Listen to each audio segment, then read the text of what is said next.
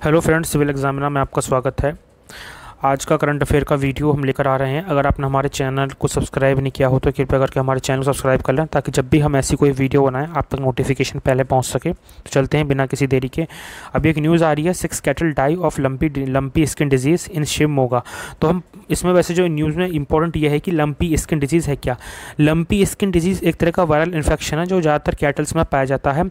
Originally शुरुआत जो हुई थी इसकी इस तरह की डिजीज़ की वो हुई थी अफ्रीका से, और बाद में ये मिडिल ईस्ट, एशिया और दूसरे ईस्टर्न यूरोप में फैल गई। और इसमें ये कुछ सिम्टम होते हैं, जैसे कि उसमें क्या होता है, फीवर्स होता है और लैक्रीमेशन, ये हाइपर सलाइवेशन का मतलब है कि जो भी कैटल जैसे ये बीमारी होती है उसे ज़्यादा सलाइवा यानी कि राल ज़्यादा टपकती है, उसके कहने का मतलब ये है। और दूसरा उसमें एक स्किन इरप्शन होता है कि मोटे मोटे लंपी नोड्यूल्स हो जाते हैं, चकते से हो जाते हैं उसकी स्किन के ऊपर। इसे कहते हैं आपका स्किन इरप्शन होते हैं, या फिर नोड्यूल्स बोल देते हैं इसको अलग से। इसका ये डायग्नोसिस कैसे की जाती है, इसको डायग्नोसिस कर सकते हैं हम हिस्टोपैथोलॉजी द्वारा, वायरस आइसोलेशन द्वारा, या फिर किसी पीसीआर एटीन्यूएटेड वैक्सीन के थ्रू हम इसको कंट्रोल कर सकते हैं आउटब्रेक होने से।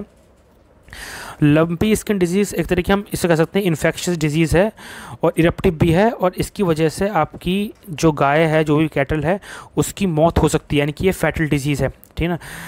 अब इस ये तो बता चुका हूँ कि इसका पता होता है कि आपकी गाय की स्किन के ऊपर एक नोड्यूल्स हो जाते हैं, ठीक है ना, इससे पता चलता है।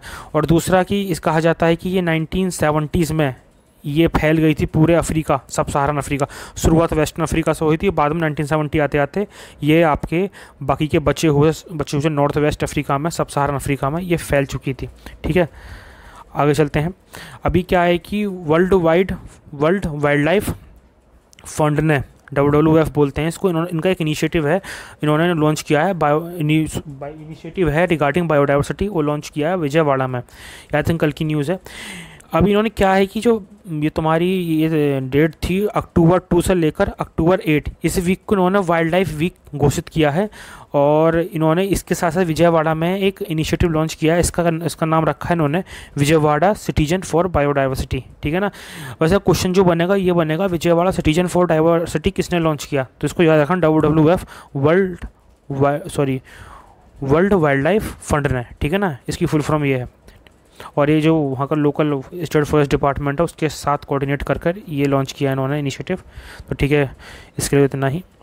और आगे मैं चलूँ तो आपसे सिर्फ इन्फॉर्मेशन देना चाहता हूँ कि हमारा जो ये कोर्स है आप उसको 30% के ऑफ पे ले सकते हैं। कोई भी अगर आपको कोर्स छोड़े कोई सब्जेक्ट पसंद आ रहा हो आपको, आप उस पर हमारा कूपन कोड डालना है आपको DUSH10, इससे आपको 30% का ऑफ़ मिल जाएगा और इसमें आपका फ़ायदा होगा। और ये ऑफ़र केवल जिस दिन दशहरा था 5 से लेकर 12 तारीख तक है। आज डेट हो गई आपकी 7, यानी कि आपके पास 3 या 4 दिन और हैं, तो आप इसका फ़ायदा उठा सकते हैं इस ऑफ़र का। तो जाइए ख़रीदिए और अपनी तैयारी अच्छे से कीजिए। नेक्स्ट न्यूज़ आ रही है, September sees worst ever deforestation rate in Amazon. अभी क्या है कि क्या होता है ना, मैं आपको बताता हूँ। हर साल क्या होता है, जो भी अमेजोन के जंगल होते हैं, अमेजोन इसको दूसरे नाम से भी जाना जाता है, इसको एल्फ फॉरेस्ट बोलते हैं। यहाँ पे क्या होता है, हर साल एक फायर यानी आग लगती है, जिसकी वजह से जंगलों का काफ़ी नुकसान होता है। लेकिन इस बार जो बताया जा रहा है, जंगलों का नुकसान पिछले साल के मुताबिक ज़्यादा है। इसका साइज़ जो है न्यूयॉर्क सिटी से भी ज़्यादा है। जितना साइज़ न्यूयॉर्क सिटी है ना, उस साइज़ से भी ज़्यादा का नुकसान अमेजोन के जंगलों का हो चुका है आग जलने की वजह से। ये पूरा का पूरा बताया जा रहा है, ठीक है ना। अब है UN human right council agree to monitor abuse in Russia.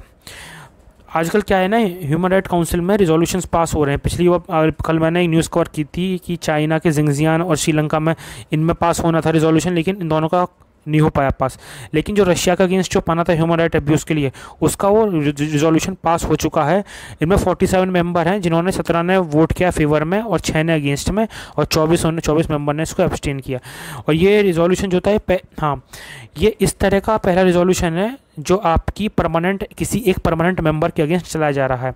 UNSC के 5 परमानेंट मेंबर होते हैं, रशिया उनमें से एक है। तो ये ऐसा पहली बार हुआ है कि किसी परमानेंट मेंबर के अगेंस्ट ऐसा कोई रिजोल्यूशन चला जा रहा है, कि काफ़ी इंपॉर्टेंट बन जाता है, इसलिए आपको याद रखना है फैक्ट, ठीक है ना। मॉस्को ने इस पर रिस्पॉन्ड किया, नहीं रशिया ने रिस्पॉन्ड किया है कि कोई भी अगर वो UN का कोई भी आपका कोई भी रिप्रेजेंटेटिव आता है इसकी इंक्वायरी करने, तो रशिया उसके साथ कोऑपरेशन नहीं करेगा, ऐसा रशिया ने कहा है, ठीक है ना। आगे चलते हैं। अभी क्या है कि ईरान में चल रहे हैं बहुत ज़्यादा प्रोटेस्ट, और उसका कारण बताया है एंटी हिजाब। तो वहाँ पे ये शुरुआत हुई थी महसा अमीनी के डेथ से। महसा अमीनी ने फर्स्ट टाइम स्टार्ट किया था इसका प्रोटेस्ट, और वो फैलते फैलते पता जाता है मिडिल ईस्ट तक उसकी चिंगारी फैल चुकी है, ठीक है ना। अब क्या है कि यूएस ने कहा है कि हम ईरान पर और सैंक्शन लगाएंगे महसा अमीनी की डेथ पर, ठीक है ना, ऐसा बोला है इन्होंने, यूएस ने। अब वैसे मैं ये न्यूज़ आजकल चल रही है, मैं इसको कवर कर रहा हूँ, आप बस मेरे साथ जुड़े रहिए और मेरे चैनल को सब्सक्राइब जरूर कीजिएगा, ताकि जब भी मैं आपको कोई ऐसी वीडियो बनाऊँ आप तो नोटिफिकेशन पहले पहुँचेगा। Thank you so much and best of luck for future examination.